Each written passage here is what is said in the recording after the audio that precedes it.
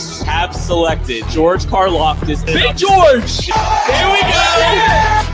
I am so beyond excited that Josh Simmons getting a crack at left tackle.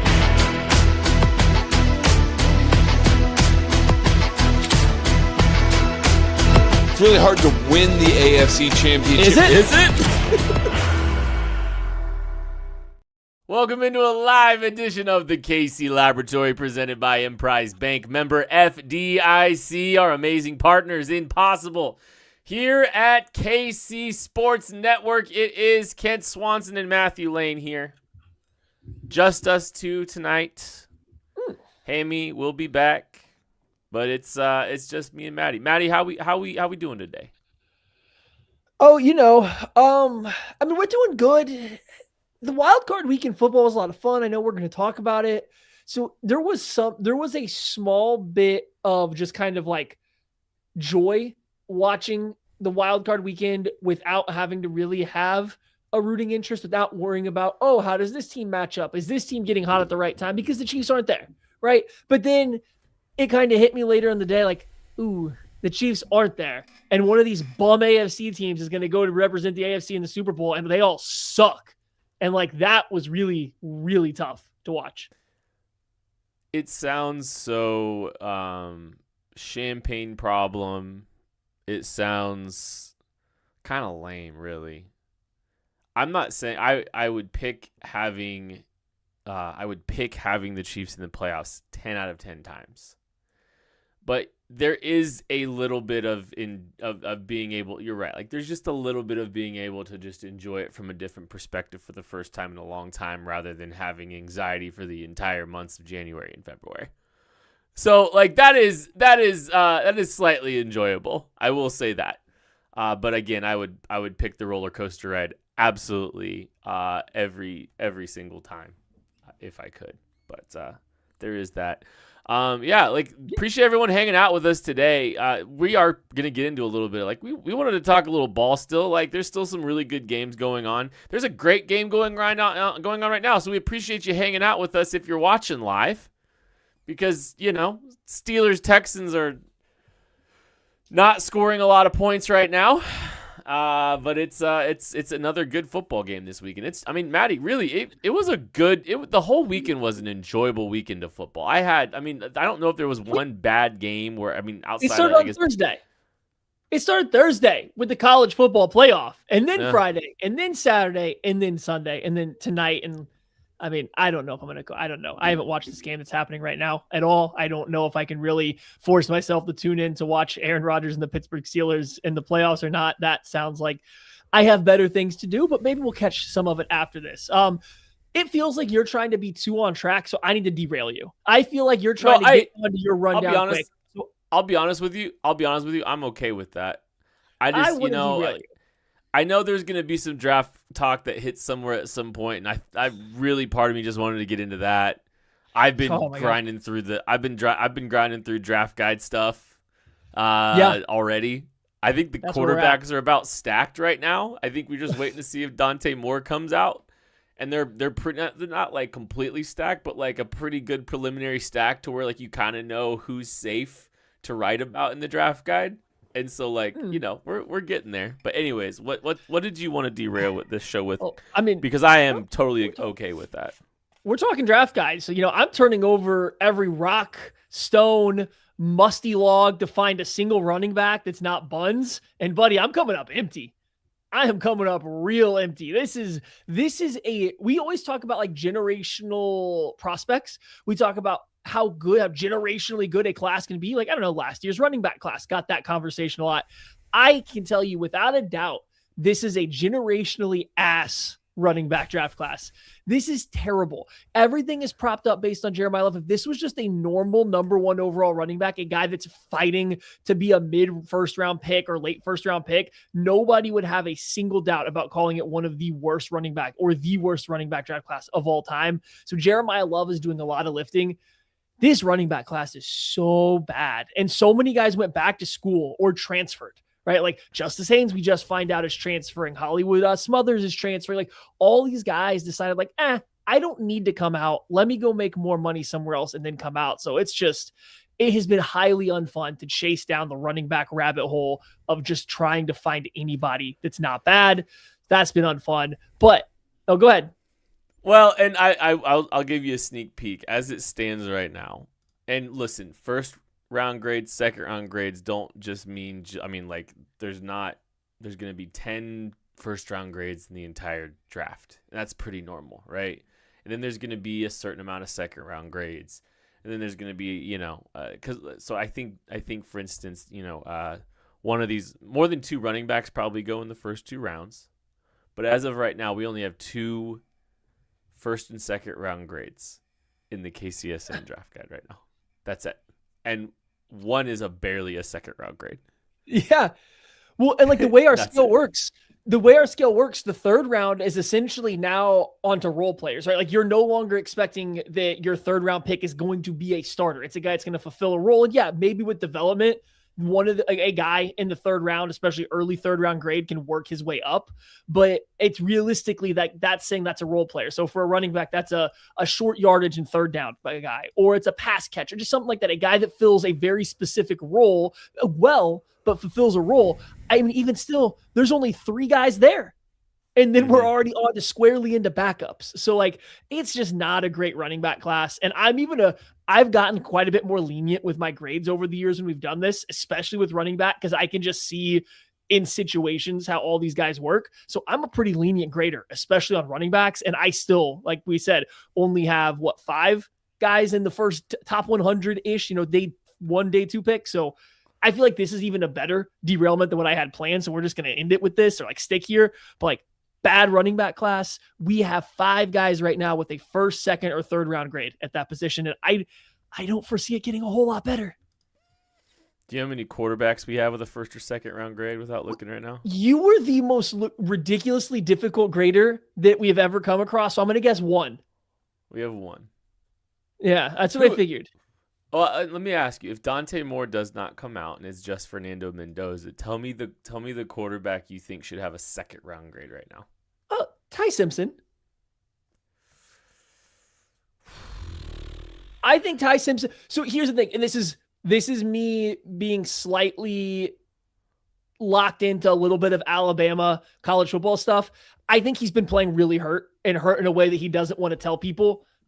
Because he doesn't want to get hit more, doesn't want it out there and stuff like that. I do not think that he has been like even close. He hasn't been like functionally healthy for a while. So I do think that is part of why there's been such a big drop off. And like, that does sound a little bit like an excuse, which I get. But if you go back and watch like the first half of this year, like Ty Simpson was playing really well. And I understand that it fell off and looked really bad down the stretch. I do agree, but watch some of his throws and just something just doesn't seem, the accuracy really is the big thing. It just kind of completely went away. Even getting confused, getting tricked, some of the missed reads, some of the panic that sets in, that's all there. But you just watch some of his clean throws that he just flat out missed. I do think something was wrong. So like, I think Ty Simpson's worthy of a second round grade.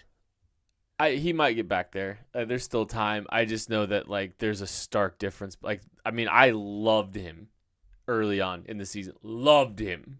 And then you had him real high. And then it fell off a cliff entirely. Just absolutely fell off a cliff. Yeah. And it made me nervous. And then it's like, okay, small 205-pound quarterback that, is struggling with completing being able to execute every single throw even. And then how his body was reacting and how he was reacting and physically how he was able to hold up and how he was handling pressure. It was just so rough. And it's like, it's hard to project that. So, I mean, yeah, maybe we'll find out more about that during the process. And like, there's still a chance he gets back up there. There totally is. But I was just so disappointed in what we saw like in the second half of the season from him. I was really hoping for more. That was the derailment that you needed. And I will also say this. Was that even what you were trying to derail this with? Was that it? That was not it at all. Can I say one more thing though? Sure. The running back free agency class is looking tremendous. It is. And I'm very excited about that. And how many running backs the Chiefs get. Do they do the little split action where it's like, hey, we're gonna go Tyler Algier and Rashad White, or are we gonna go put all our eggs in the Breece Hall basket? There's some questions I have there, but I could see I could see multiple running backs being in the mix for the Chiefs anyways. What did you want to derail this with? I'm really curious now. I honestly think that what we hit's better than what I had planned. So I think we just keep rolling now. Are you sure? No, do it. Just do it. Just Okay. derail it. Just add another step. Sure. I was just going to ask, what you thought of the college football playoff games that happened over the weekend. Can anybody in the history of college football stand up to our great Indiana Hoosiers and Sig smoking them through the filter? Like, I was just going to get your thoughts on that. Really, I was just going to, buy some time, but I feel like we did a good job on our own. I know that there's a lot going on with the transfer portal in the state of NIL and the state of college football. I think it's undeniable that it is way more fun right now to see the shakeups in the playoffs with all of these teams. I think it's great for the sport. I think it's great that Indiana has a team full of 25-year-old dudes that are just, on their way out. I love it. I think this shakeup is tremendous for the sport of football. I love watching how shook the SEC is. And not coming to grips with it, and how they're always going to be super hyper relevant.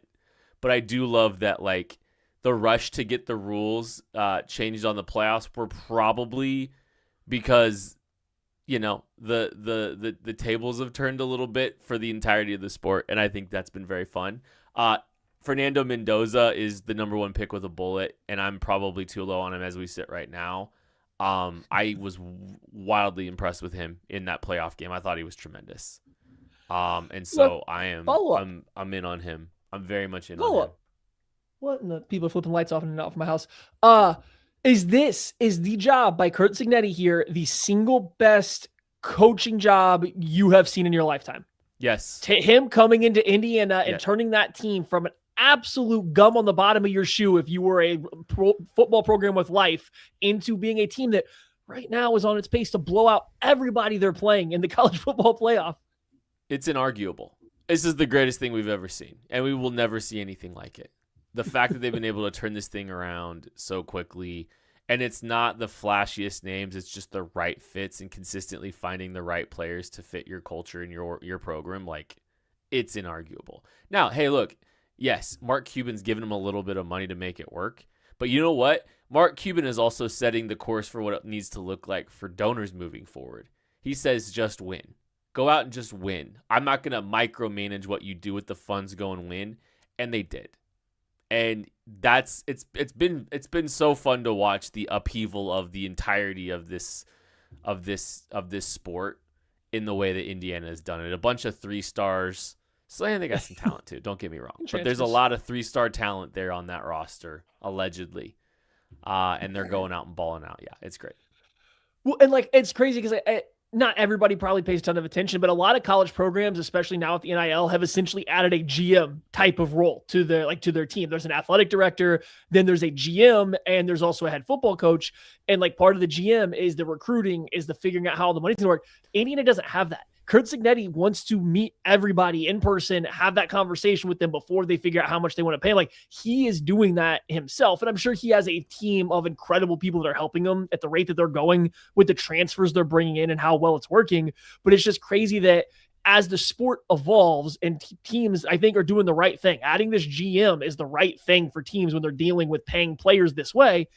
He's like, nah, I'm not going to do it. He's still got a little bit of that old school mentality in the back of his mind.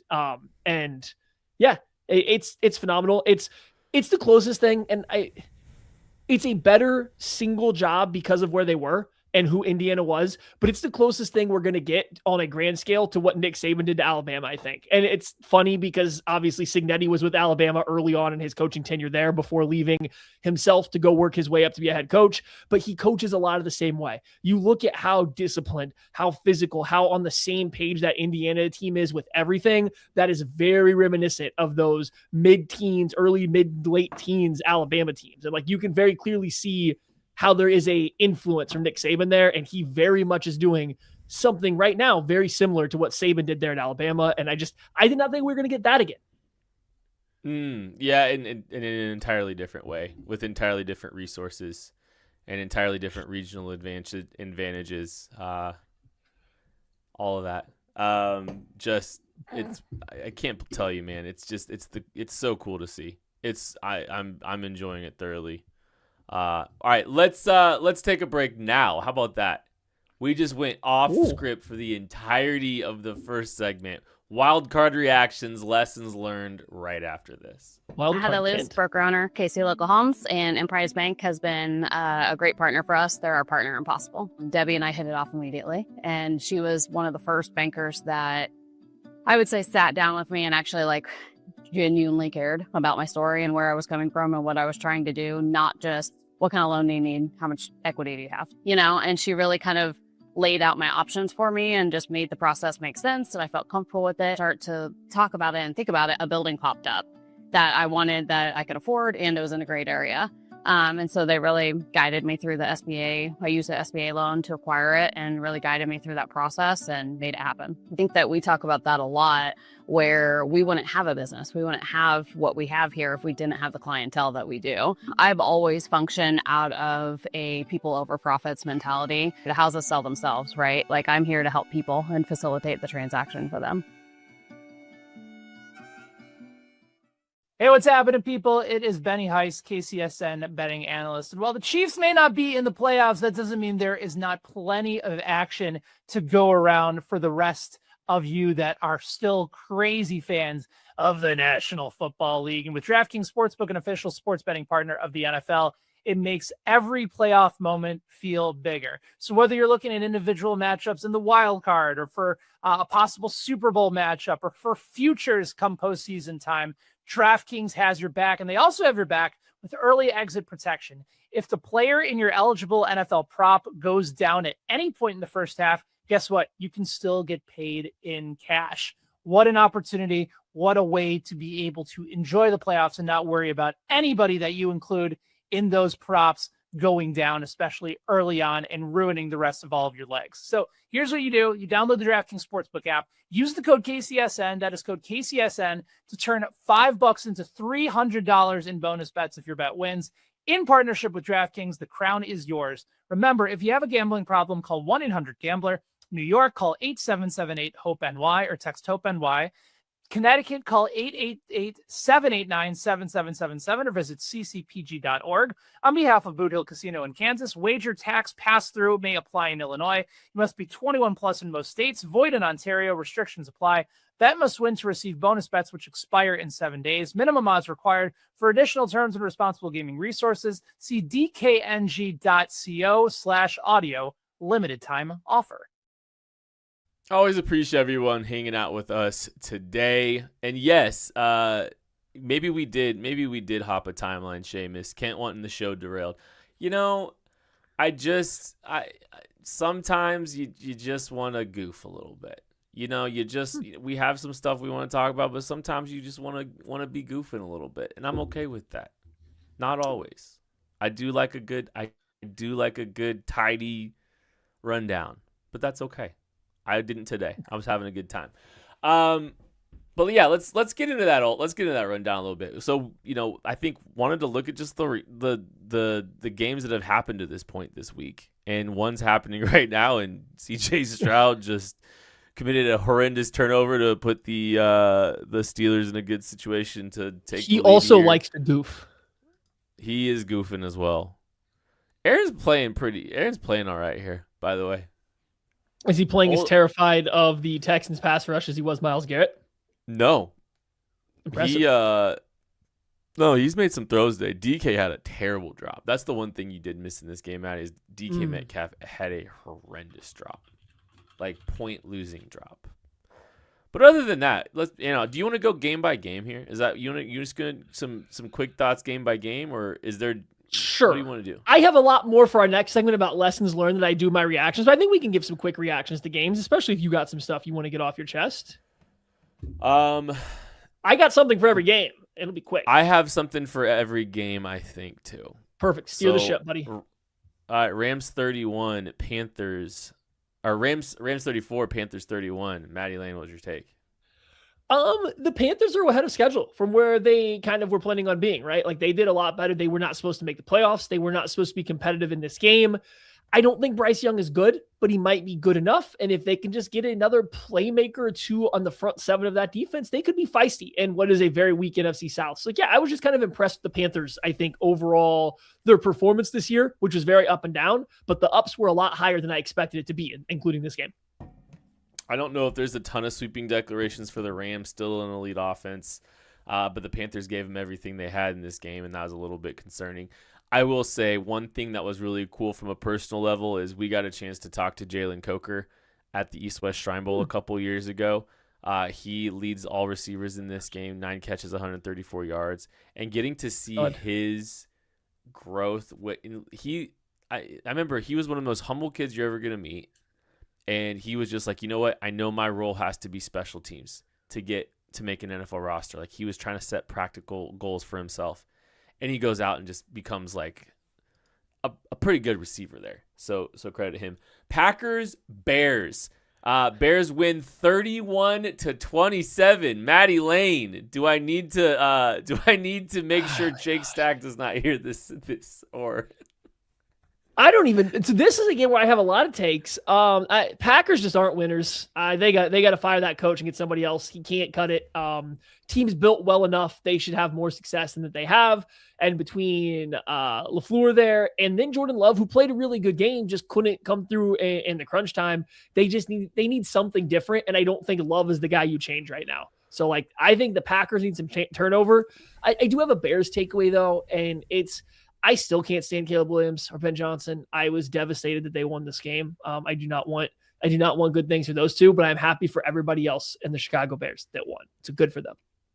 I'm enjoying Caleb and Ben Johnson having some success out there. Ben Johnson, I think he's just. No. I mean, it looked rocky early on, and he's just slowly built this thing the way he wants it, and he's dragged Caleb along with him as much as he can. I still think there's a long way to go for Caleb, but the talent is just. It's undeniable there. And yeah, the Packers, they need wholesale changes. They need a lot of changes there. They got to fix some things in the coaching staff, and I don't know, man. There's Jordan Love's very good, but they're too cute. They're too cute to win football games. It's unidimensional how they win, kind of, right? Like it's jab, run, and then they try to hit a deep shot, like over and over again. And that starts, it's hard to do that all game long, I think, is I guess where it comes back to. And they don't, and this is a coaching staff on down. There's just not another thing. It's jab, deep shot, jab, deep shot. And I don't know. It seems like too often they stall out in big games to hit the deep shots. And then once that happens, Romeo Dubs got himself paid though. I will say that too. By? Not the Chiefs. Too expensive. Bills 27, Jags 24. What's your take, Matty?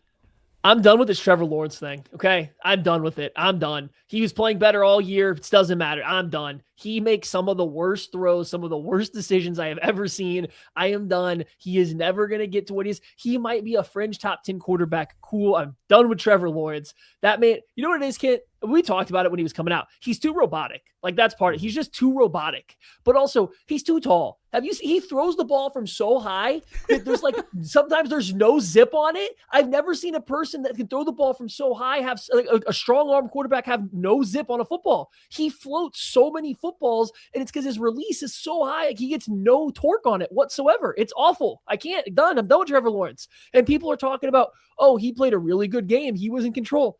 Not really. I thought Liam Cohen called a pretty good game. I didn't think Trevor Lawrence was great. I'm just done. I'm done with Trevor Lawrence. Done. I didn't walk away thinking Trevor Lawrence was in control of that football game. Josh Allen is an incredible quarterback. He's one of the best quarterbacks this game has ever seen. His career might be short relative to some of these other guys. I am he is beating himself up.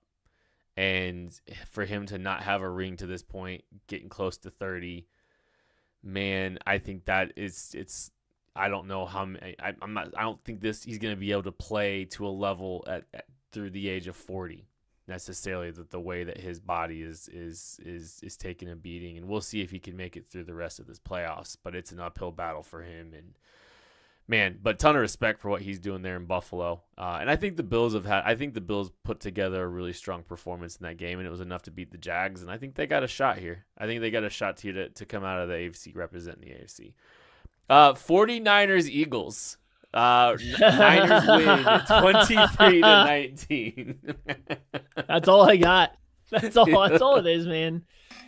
That's all it is. It's enjoyable. I enjoyed it.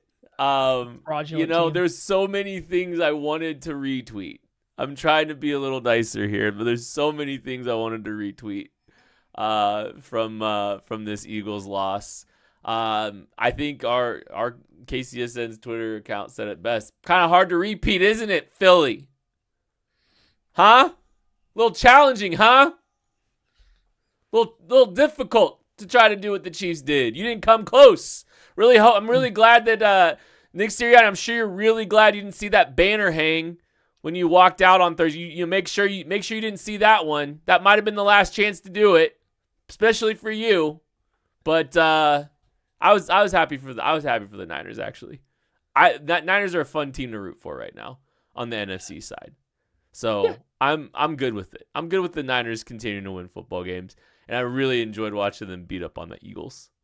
So gonna be fun to see what the wholesale changes are in Philly. Poor George Kittle. That's my other takeaway from this game. Poor George Kittle, man. That guy just can't catch a break. Patriots 16, Chargers 3. Gross game. The Chargers aren't a good football team.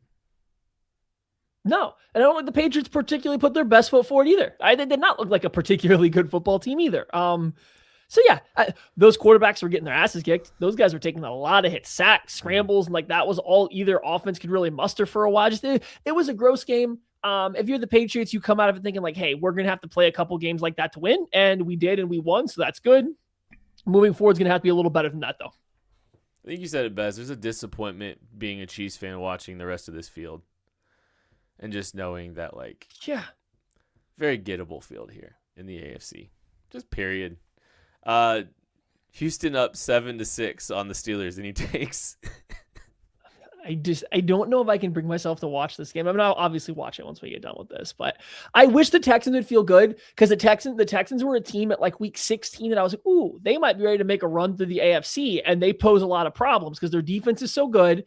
CJ Stroud has enough talent, and those weapons they have are dangerous. And that is something that not really anybody else in the AFC can say. Nobody else has that good of a defense with those weapons and that kind of talent at quarterback. So they seem poised to make a run, but they're just not good. CJ Stroud's goofing about and their offensive line's terrible. So I don't know what to do with that. And the Steelers aren't serious. No, but Aaron's playing all right. He's playing all right so far in this game.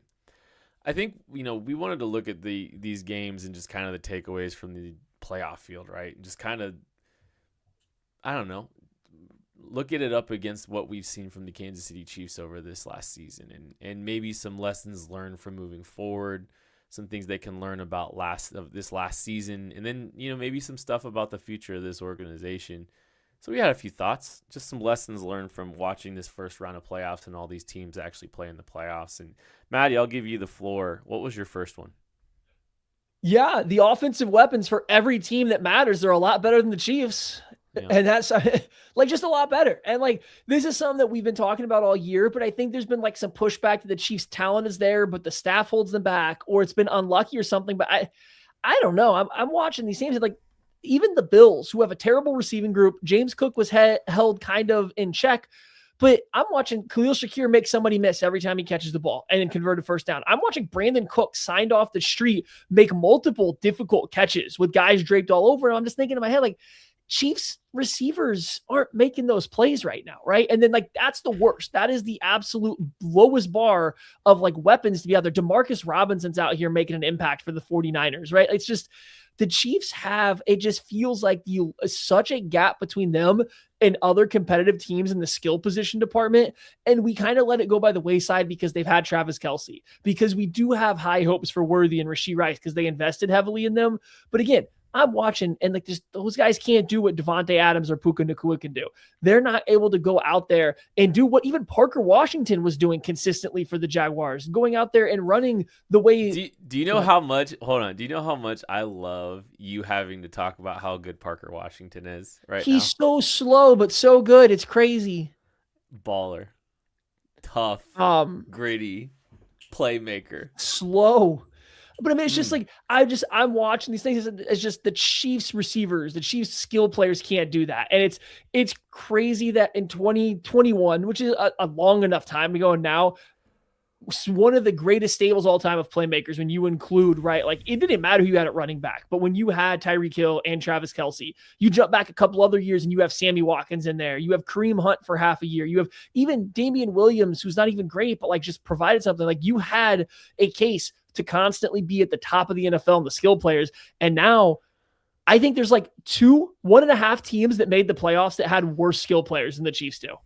And that was, I mean, that's it. It's the Steelers. And that's it. I don't think anybody else definitely has worse offensive weapons than the Chiefs do besides the Steelers. And like, that's a problem. And so we're going into this offseason, and I think too many people are dead set that they have to get a pass rusher. When if you look around the league at defensive lines, the Chiefs don't have the most talented defensive line, and it's been a problem. Are you really telling me like the New England Patriots defensive line is significantly better? Or the Buffalo Bills? Not really, right? It's the offensive skill players that stood out to me. The Chiefs just are lacking talent there significantly. And it doesn't mean that the Xavier Worthy, Rashee Rice career arcs are irredeemable to this point. I do think that we've seen good football from Rashee Rice. I just don't know if we've seen steps forward and maybe even a little bit of regression this year. And Worthy was a definite step in regression. So I'm not saying you can turn that thing around just with the same running it back group, but I do think that a good offseason from both of those players could go a long way in helping raise the bar a little bit higher with whatever else comes. And man, it feels like this team needs a veteran running back or two. It feels like they need some kind of stabilizer in the receiver room, and that's not going to come from a rookie. And so you got to go try to find something to stabilize the receiving room. And then, you might need just add another talent, a high level talent in the a guy. It's not just a dude. Like, they don't need like just another person to go out there that's better than Hollywood Brown. They need the number one guy. Like, I think that's what sticks out to me more than anything else. And I get it. You don't get Puka Nacua's growing on trees. And like, that's completely fine. But like, I mean, you mentioned him earlier. Jalen Coker's making plays that no receiver on the Chiefs has made consistently since Tyreek Hill, right? I mean, like that, what's his name? Juwan Jennings is making some plays that guys don't make consistently. Parker Washington, we already mentioned, is making plays that like nobody on the Chiefs is making consistently right now. It's just, there's players that have clearly gotten better and are good in the NFL that are able to do better than what the Chiefs currently have. So like, it's not like they just need another guy in the room. They need somebody better than what they currently have in the room. Agreed. And I think it's going to be very interesting to see how they approach this. Is it addition by subtraction? Do they free up some opportunities by moving on from somebody in their room to try to, have more flexibility to grab one of the, more slot type players in free agency? How do they kind of accommodate this room, build this room? How does Travis Kelce factor into this if he's coming back? I think there's a big challenge to try to see the full picture of what this skill group looks like in 2026.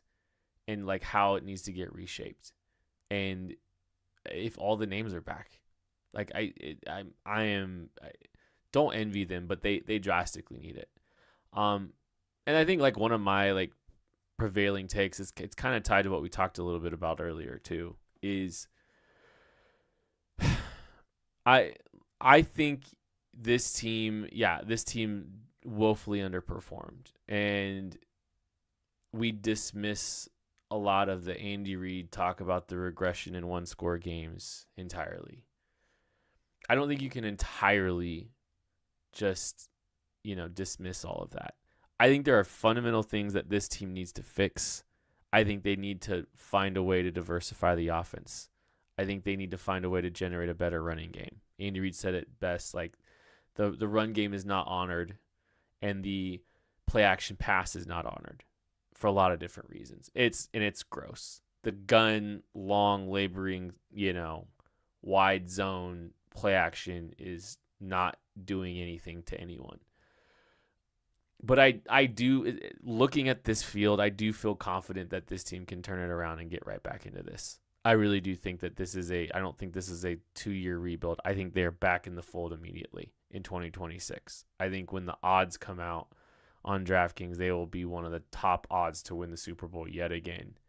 I think they just need to find some stability offensively in a lot of different ways, skill players and coaching, and then maybe add some talent on the defensive side of the ball. And I think they'll get this thing right again.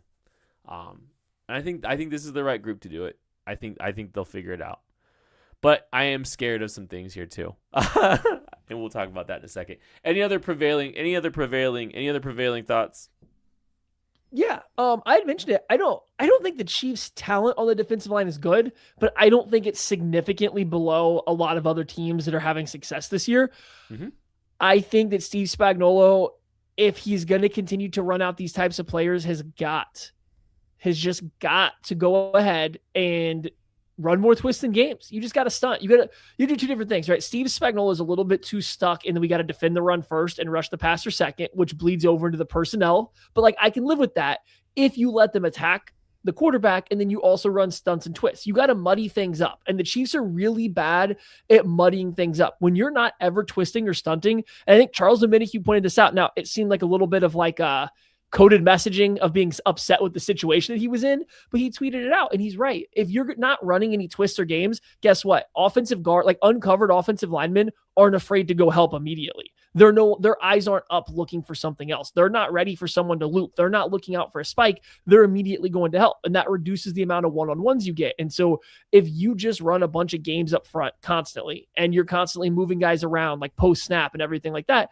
you do create a little bit more chaos and you make it harder on an offensive line. And the Chiefs have been extremely hesitant to do that because they're afraid of quarterbacks getting out of the pocket and scrambling on them, which I get to some degree when you look around the AFC right now. But man, it feels like when you watch all these defenses that are having a ton of success again in the playoffs here, the ones that don't have elite defensive lines are running a bunch of twists in games. If you're not elite up front, you got to manufacture that stuff. And it's not always blitzes. Sometimes it's these loops. Sometimes it's guys slanting, and the Chiefs just don't like to do that. And so I think if you are not going to heavily invest in defensive line talent, which maybe they do, I think that they need to make up for that gap somewhere, and they have not done a good job of that. And I think that's hey, Spags, you kind of got to look in the mirror at this point in time. I have so many draft questions I want to ask right now, but we've got to wait because it's only January 12th. I can't wait. I'm trying to pace myself, but there's so many roster building philosophical questions I want to ask right now about both receiver and defensive line, but we've got so much time. Just pace ourselves, buddy. Just pace ourselves. I've said it before, I think the reliance on Chris Jones, limits how many games you can run and how many games the Chiefs want to run. Because part of giving Chris Jones the freedom is everybody else kind of covering from a gap discipline perspective. And if you're letting Chris run free, I think it's a little bit difficult to be as gap sound when you're trying to run games around him. That being said, I think we found out that that's not a winning logical formula right now and a usable formula to this point. And so how does this team fix that? What do they do? Do they change the prototype?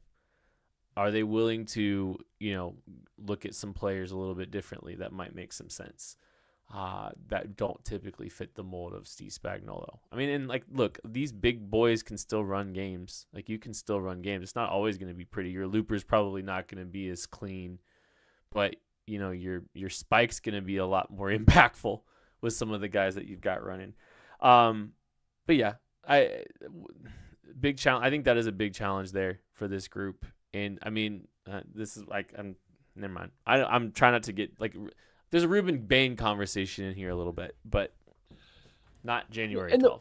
Here, let me bring you back. The rush lane integrity thing matters, but watch the Chiefs. A lot of teams have a lot of success running stunts and games a lot against them. And yes, Patrick Mahomes is great at getting out of the pocket and scrambling, but how often do we see a looper coming over the top and corralling him or like catching him trying to scramble away, right? Like that's a pretty common thing to see. Now, sometimes he still beats them, but it's not like when you run these things that you can't plan where someone's trying to escape. And I think like that's maybe what Spags and Joe Cullen haven't like fully fleshed out yet because they don't do it. They don't know how you run these to have someone looping to corral where the escape lanes are most likely going to be. You know, and so it's something you'd have to practice a lot, and it's something you have to incorporate. It's not as easy as just saying, hey, we're going to go call these a bunch, or you run into the issue that you're saying you're going to lose your gaps, like your gap integrity whatsoever, or a bunch.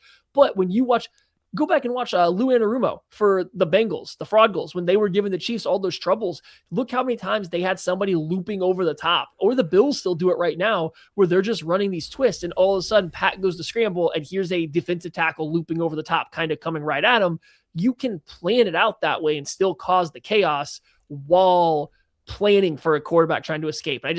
There's ways around it, and maybe Chris Jones does equal a second level of chaos just because he is so good that you want to give him freedom that makes it more difficult. But I think if this is the type of defensive line room you want with these bigger defensive ends, guys that are better run defenders, guys that are big and physical, that's fine. You just got to play them differently than having them just pin their ears back when you get to 3rd and 8 and expect them to win one-on-one. All right, let's move on here, Matty. Okay. You know, it's been 8 days since the season ended, and we really don't have a ton of news about the Chiefs' offensive coordinator situation. There's been a couple names floated out externally. I mean, everyone wants Mike McDaniel. I would be stunned if that happens.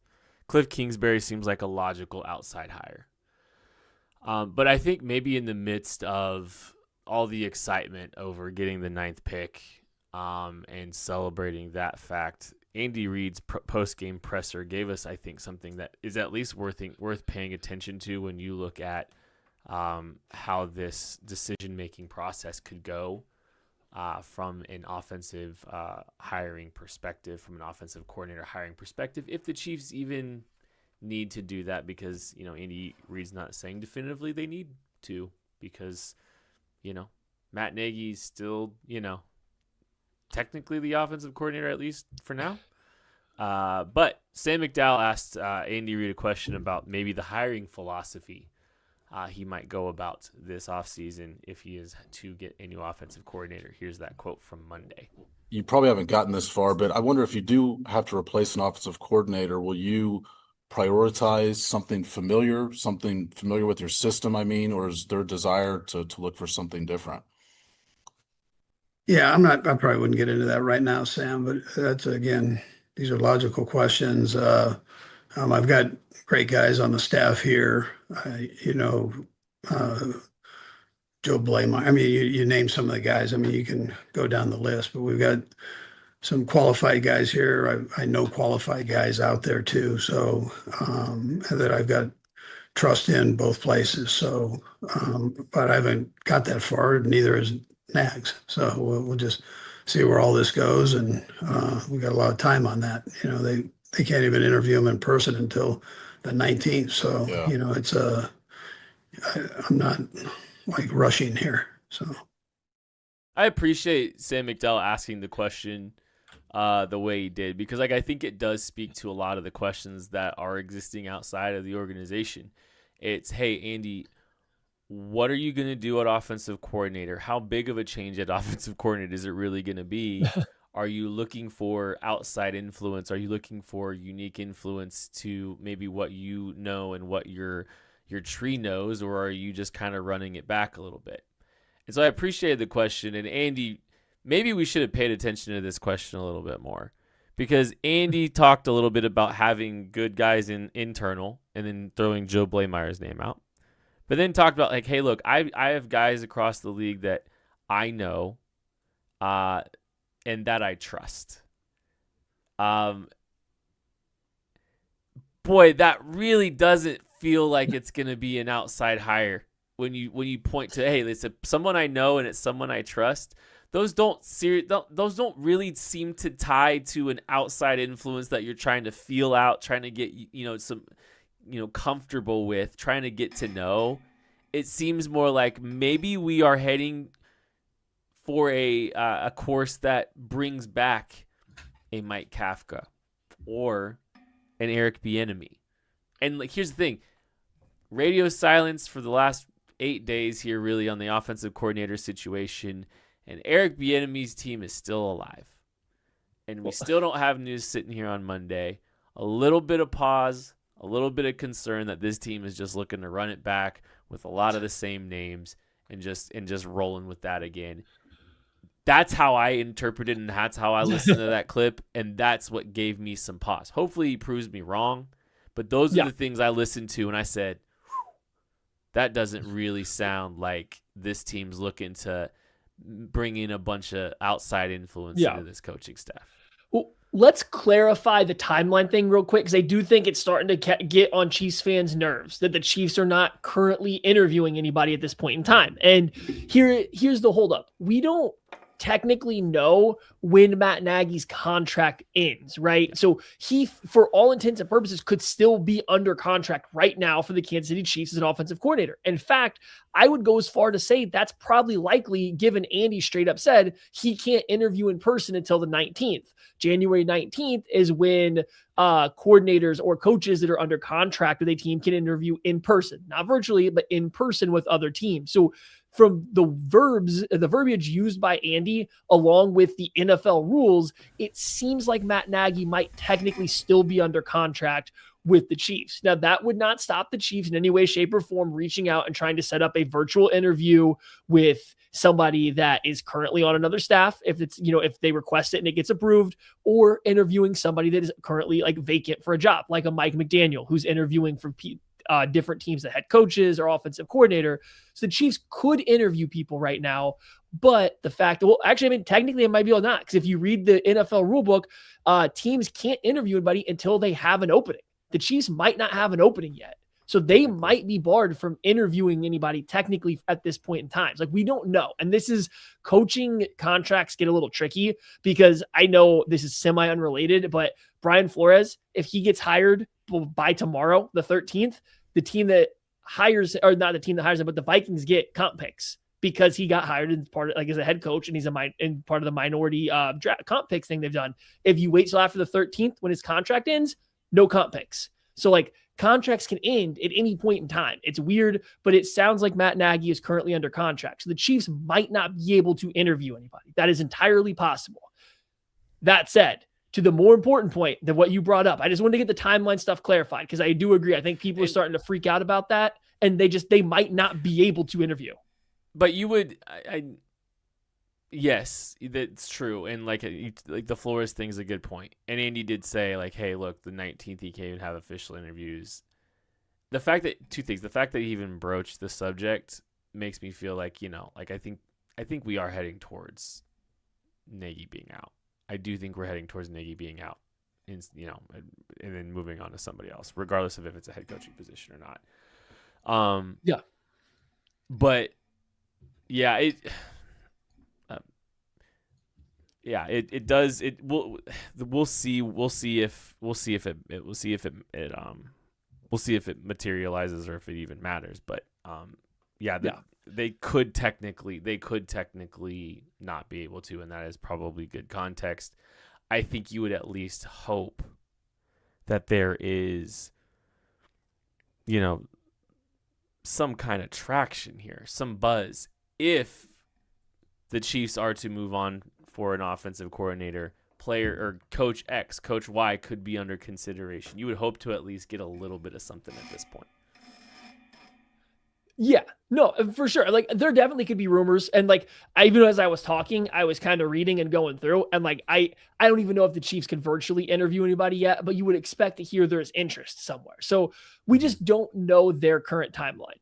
That said, going to I think the much more important point of that piece that you just listened to, and you highlighted this, Andy specifically says there's qualified guys on the coaching staff that he trusts. That's wild, looking at the coaching staff, but okay. He says that there's guys on the coaching staff that are qualified for apparently an offensive coordinator spot. Yikes.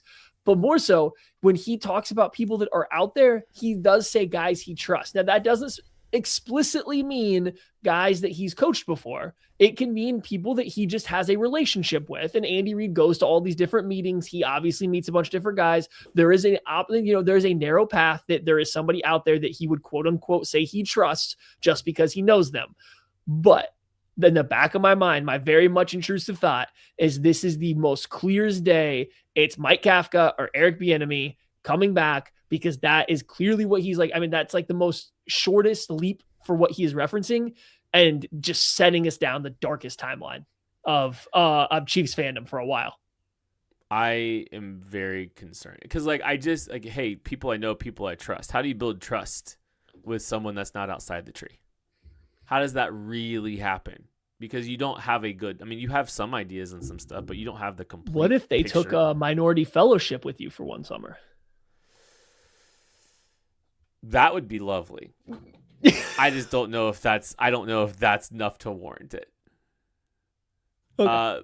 But it does feel like right now, if you were asking me after listening to that quote, it really does make me think that Eric Bieniemy is going to be the next offensive coordinator of the Kansas City Chiefs. I can't.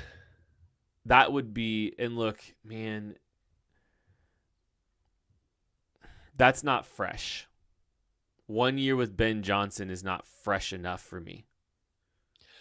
I get the accountability piece of it. I get the standard piece of it. That's the value of Eric Bieniemy. We've seen him as a standalone play caller, tactician multiple times since he left Kansas City, and it has been stale and failed every single time. This is not an injection of new ideas. This is maybe getting a little hint of Ben Johnson run game influence into your offense. And that's it. And then it's running it back with everything else. And that scares me. And look, I think we've seen this offense still have success, but man, it just feels like they're a little bit it just feels like they're behind relative to everyone else. And if that's the case, and if they're just going to continue down this same path, yes, they can still win a lot of football games. I still think they can, but there's still some fundamental concerns that I have with this team's ability. And that's, I don't know if that happens, it's going to change some things for me, I think, a little bit.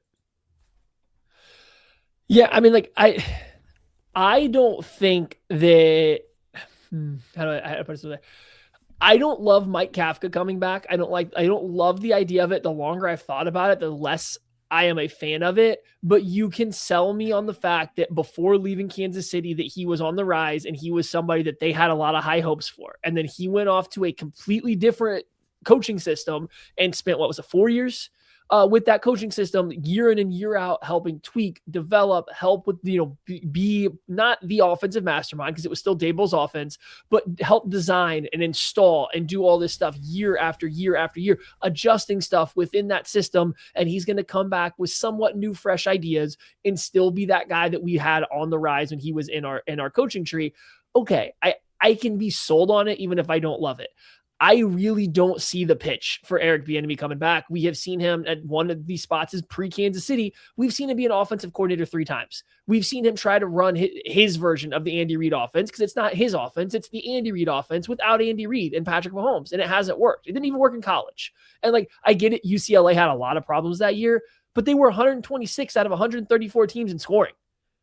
Come on. We've had enough. We've seen enough. He's a bad coach. I think he's a great running back coach. He can come back and be the running back coach, just like he is with the Chicago Bears. If he'd rather be in Kansas City, that's awesome. I just don't think he adds anything to the team as an offensive coordinator that they couldn't get just fighting getting somebody else. So it's just, I could not be further removed from being okay with that idea from a fan perspective. I think it is quite possibly the worst hire that they could make as offensive coordinator. And I look at EB as, hey, look, I do think there was value to him at certain points in this dynasty run. I do think that there was value when, Andy was taking the league by storm. He still had the edge schematically compared to some of his recent teams. And you want to say, hey, look, this is the guy that's setting the standard, setting the accountability for the rest of the staff, the rest of all these rooms, all that stuff. If you want to make that argument, I'll hear that a little bit. I just don't think for right now what this team needs is that. This team needs new ideas. This team needs new concepts. They need to base out of some different runs. Yeah. They need to run more under different center. Answers. There's different. I don't mean different scheme. Yeah, I don't mean change the scheme. They just need a different answer to the same problem. And again, we saw Eric Bieniemy go off on his own. The world was his oyster, and he ran the Andy Reid offense poorly at 2 other stops, one in the NFL and one in college. That's not new answers. There's nothing coming in like accountability, attention to details. Sure, that's fine. Where were those things in Washington? Where were they in UCLA? They weren't there either. So like, okay, the thing that you're hanging your hat on was the performance of the Chiefs with the greatest of all time quarterback playing at his best and Hall of Fame Travis Kelce. And for the all but 1 year Hall of Fame level Tyreek Hill, that's what you were being accountable to. Like, I get it. Those guys made mistakes and somebody had to hold them in line. And I'm not saying Eric Bieniemy in any way, shape, or form was bad at that, but why didn't that carry over to any other stop? Yeah, that's fair. And I mean, and you can say, hey, like maybe the responsibilities of actually being the primary play caller took his ability away to do some of those things and be more focused on those kind of things, right? That could be the case. But I think the innovation piece is what gives me the most pause. Is just that he did not innovate at all. He copy pasted the playbook from the year before and dialed it up, and he really didn't make it his own at all at any of these. Even stops. Nagy tried to add his own changes to stuff when he took it to Chicago. Now it was a lot of the same stuff, but like Nagy did try to add some of his own, maybe not even his own stuff, but like he changed some stuff around a little bit. It was a lot of the same, but like he tried changing stuff around. I'm not saying I want Matt Nagy back. Don't get me wrong. I think he needs to be gone too, but it's like Doug Peterson changed some stuff. I just think other guys changed stuff and showed some promise, even though they had some bad situations they were dealt with too. I just don't think Bieniemy showed us anything. So like, I can't get on board. It scares me a little bit. And there's another big conversation at some point to be had whenever we decide this. I think Andy Reid can change some of these things without having an outside influence. But because we've seen them modify, we've seen them add elements to this offense in the past when he felt like he needed to. When he flamed out in Philly, he hired Chris Salt, and then they started running more pistol stuff with Alex Smith. And he deserves a ton of credit for that. So I think Andy can adapt without whoever the offensive coordinator is. But man, it gives you a more pause about whether or not things are really going to change if you're just running it back with the same people over and over again. And I think that's the thing that just makes me a little bit nervous about this. But there's probably going to be some more offensive coordinator talk over the next month and a half, I would imagine. Before we get out of here, little draft talk. We're doing a little draft sandwich here. A little draft talk off the top. Closing things out with a little draft talk. Matty Lane, you're on the clock. Springer, we got a little music for him. Then we're springing this on you. Perfect. We can do that. All right. Or we can do something else. No, this is great. For our stock up this week, we're going. Oh, there we go. Yeah. We're going back to Indiana because again, we're trying to operate entirely off of the playoff games while they're still going on. This might change going forward once we are out of playoff games, but for now we still got some. I think I know where this is going. I'm gonna write it down. Actually, okay, I'm gonna give you a second. Okay, you can just tell me if you're right. So we're going back. It's not because we did him last week. He was on the list last week. We are going to the other side of the ball. We're going to D'Angelo Ponce, our feistiest little corner. I mean, he is, we're talking like 5'10", 175 pounds, very small fella, but he has a pick six to start that Oregon-Indiana game. He's such a good, competent cornerback on the outside. I don't think he'll be able to survive there at the end because he is very small. You've seen him against Jeremiah Smith, who's a freak, but we have seen him struggle against size at times despite being in a good position. But you put him in the slot, he's not afraid to hit. He's not afraid to get mixed up in the run game. You want to sit here and tell me the Kansas City Chiefs find a trade partner for Trent McDuffie this offseason, and they're looking for a guy that is going to be willing to be in the slot all the time, and Ponce says he is. I would not hesitate for a second to pull the trigger on him sometime on day 2 and insert him into that spot and just let him, go out there be a dog, do what Trent McDuffie was doing. Probably not quite as good, but do what McDuffie was doing his first 2 years in the NFL. I really think he just continues to make money, and he's going to have a tough matchup here against Miami, trying to chase around Malachi Toney, handling that Miami screen game. But if he has another big game a week from today, on next Monday, look out. Can I give you a stock down? A stock that, yes, I love this. It's like a fear stock down situation here. Recently, actually as of today, Dylan Raiola has committed to Oregon to play quarterback for the Ducks in 2026. Some speculating that could be the exit for Dante Moore into the NFL draft. I think it's the opposite. I think there's a lot of buzz out there that Dante Moore might be the starting quarterback this year for the Oregon Ducks, and in 2027, Raiola will take over. There's a lot of speculation about what is going to happen with Dante Moore. And Dante Moore is crucial to the Kansas City Chiefs in the 2026 NFL Draft. And unfortunately for the Chiefs, Dante Moore's last game for Oregon had some very rough moments. Started the game off with that pick six to D'Angelo Pounds, and some rough moments from there. Just a lack of feel for pressure and an answer for pressure, I think, give you some pause there with him. He's a young kid. He's 20 years old, less than 20 starts under his belt. I am a little bit worried that Dante Moore did enough to his draft stock that he doesn't feel like he wants to come out this year, take a bag from Uncle Phil out in Oregon, and play one more season in pursuit of a national championship, especially considering you've seen several Oregon teammates that would have been nice to have in this draft, like Mateo Uiagalelei, and more importantly, Amari Washington, the defensive tackle for Oregon.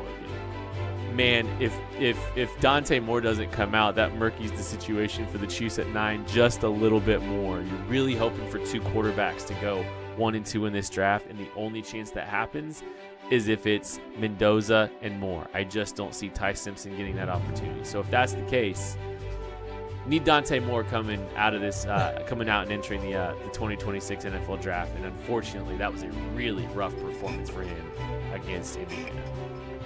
Yeah, I mean, Oregon's bringing back a lot of guys. Now, Dante Moore's the biggest one if we're talking about the top of the draft. Amari Washington or Mateo there if we're looking for a Chiefs pick, like on day 2, or round 2. So, yeah, not the best of news with those guys going back to school. I'm interested to see what Dante Moore does. I think Raiola's interesting. He should be healthy enough to start this year after the broken leg. The timeline should align. So is he really openly taking a redshirt year and then leaving himself essentially 1 season, 2 with the redshirt year? But I'm interested if Raiola's okay sitting down for a year as a junior. That's all. So we'll have to keep watching Dante Moore, but he should go back. Fair question. A little nervous. Hopefully something good happens here. Mike Kafka's interviewing for the Lions and Bucks OC jobs the next 2 days. Just saw that from Jeremy Fowler. See if the Chiefs give him a call. Gets it. Sure, that'll be a show if that happens. That's going to do it for this episode of the KC Laboratory. Thank you all so much for listening, watching, supporting. We love you. We appreciate you. We'll catch you later. No more retreads, please.